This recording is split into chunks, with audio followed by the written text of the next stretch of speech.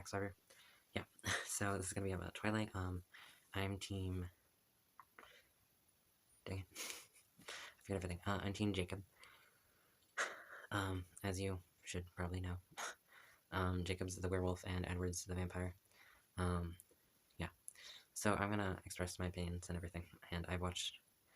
I also read the first 2 books. I didn't read the last book.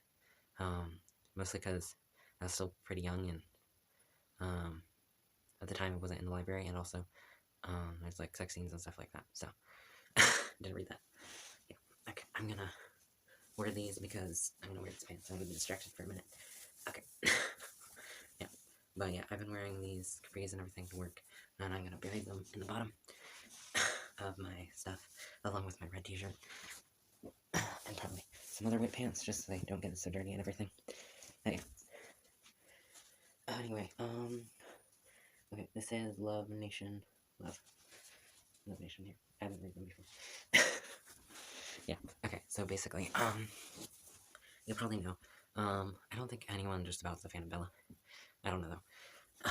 A lot of people I talked to were also Team Jacob, and no one was really a fan of Bella. We all thought she was really stupid.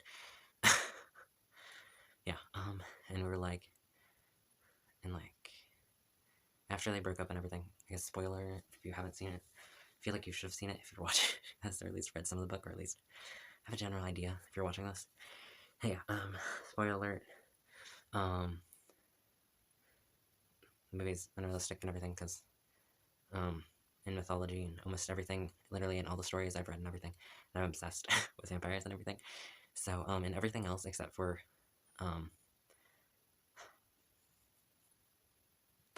I feel, now I got trapped into thinking about, their own, like, twist off their TV show of Vampire Diaries, and, and originals, and all of that. Yeah, no, Twilight, yeah, so anyway, and Twilight, is the only place where they have him sparkling and everything, and, like, I'm gonna explain my ideas on all of this, and also,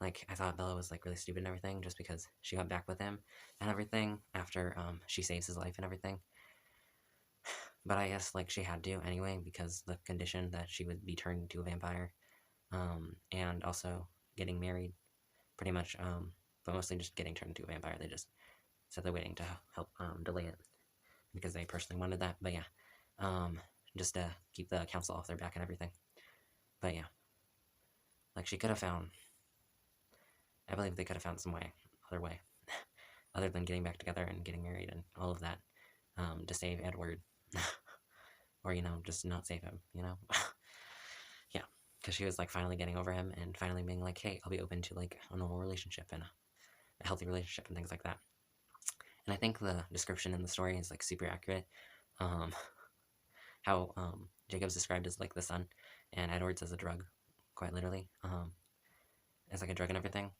She's addicted to him, but she doesn't need him to survive. Yeah. I just find it all to be quite ridiculous. Those are my shoes. Hopefully I'll make a video about those, in a minute or two, something, at some point. A mess. Okay, but what I really wanted to get into and keep going around in circles in my head about everything. Yep.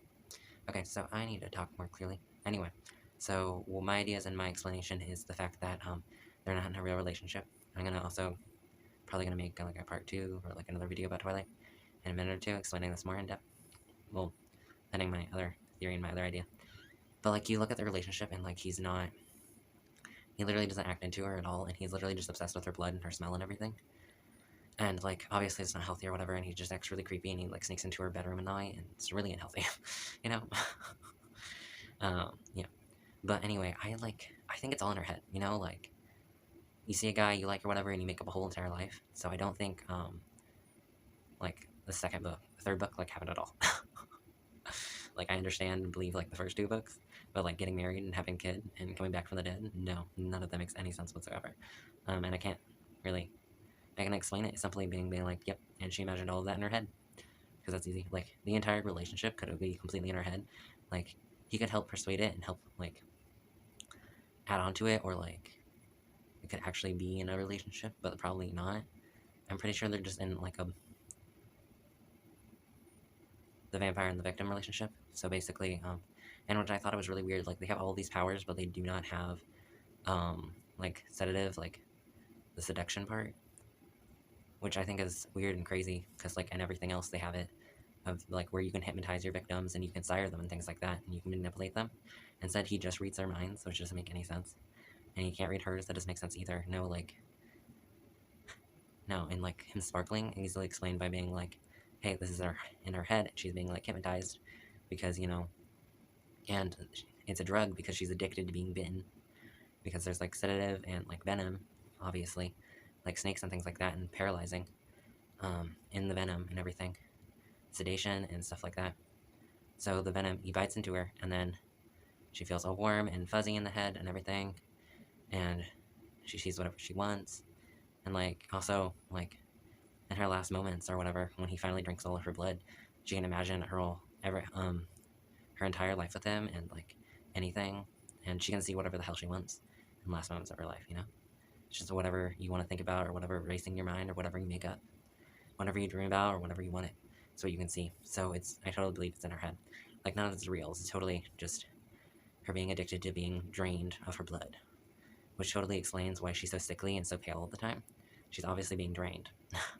And, like, obviously he got into a fight, and, like, he doesn't express any love. He's never nice to her, really. Like, he's not really nice, and he just basically calls her blood bag all the time and just talks about her blood. And he's just obsessed with her blood. And he's just obsessed over her because he doesn't want to share her, because she's his personal blood bank, obviously. And he gets into a fight, and he protects her and everything, because it's all about territory. You're invading my territory, and you're stealing my prey. Yeah, no, that doesn't fly. We're gonna fight and kill you. That's the whole Victoria situation I explained. Yeah, so it's all about territories and family, and I own this, and property, and yeah. And also, keeping the council off their back, and all of that. Yeah. So that explains the whole Victoria and the war, and why he protected her, and why he's been keeping her alive. Because her blood's so rare and everything, so you want her to live as long as possible, to get as much blood for as long as possible. Which also explains why he doesn't feed off anyone else. One, because her blood is so nice and tasty, and he's drinking from her, so he doesn't need to drink from anybody else. Yeah. So that's pretty much ideas on that. So if it's not completely and utterly all made up on her head, and, like, oh my god, I saw him and I think he's hot. Oh my god. So I'm gonna make up a story about him being in love with me and all of this. And she's obviously infatuated and fascinated and, like, a little hazy in the head, a little ditzy, and completely obsessed with him too. So obviously, she's like, he's hot and the sun shines, so he sparkles. No, clearly you're obsessed, and I'm pretty sure when she saw him sparkle, because that was right when she, like, right after she found out that he was a vampire and everything, it would make the most sense that that was the first time he drank from her. So obviously she was a little ditzy and more hazy in the head, because she was losing blood. And the venom was affecting her, so, yeah. Because all, like, hypnotism and everything, and so you fall in love, and you're obsessed, and you get addicted, and all of that. So, and then, yeah, he saved her, and blah, blah, blah, blah. And if it's not all imaginary and everything in the first place, then he'd just leave her on a little bit and go on those dates and things like that. But he clearly, like, he never shows any clear affection for her whatsoever. He never shows that he genuinely likes her. The only thing he likes about her is her blood, and he makes that, like, super clear about the entire story. And he's like, I'm only into your blood, duh. It's the only thing he talks about. And so he goes on dates with her and everything like that. All to keep leading her on, so she gives him the blood willingly.